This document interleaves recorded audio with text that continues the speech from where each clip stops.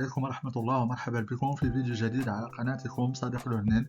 في هذا الفيديو سنعرض لكم موعد وتوقيت والقنوات الناقلة لمباراة دور نصف نهائي كأس الكونفدرالية الإفريقية، والتي ستجمع أو سيستضيف بموجبها فريق نهضة بركان فريق اتحاد العاصمة برسم مباراة الإياب.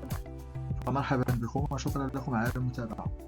قبل عرض موعد مباراة الإياب لا بأس بالتذكير بنتيجة مباراة الذهاب رغم إثارتها للضجة الكبيرة، حيث لم تجرى المقابلة نظرا لسحب قمصان فريق نهضة بركان، والذي أقر الاتحاد الإفريقي بفوزه ب3 أهداف مقابل لا شيء نظرا لعدم إجراء المقابلة.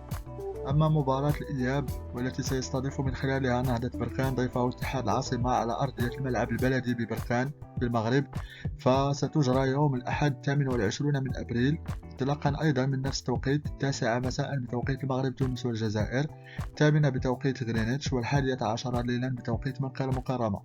المقابلة ستكون منقولة على قناة أو قنوات بين سبور المشفرة، بالإضافة إلى نقلها على قناة الرياضية TNT الأرضية بالمغرب.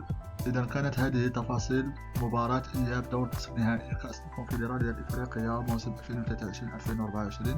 شكرا لكم على المتابعة، فرجة ممتعة، وإلى اللقاء في فيديو قادم إن شاء الله.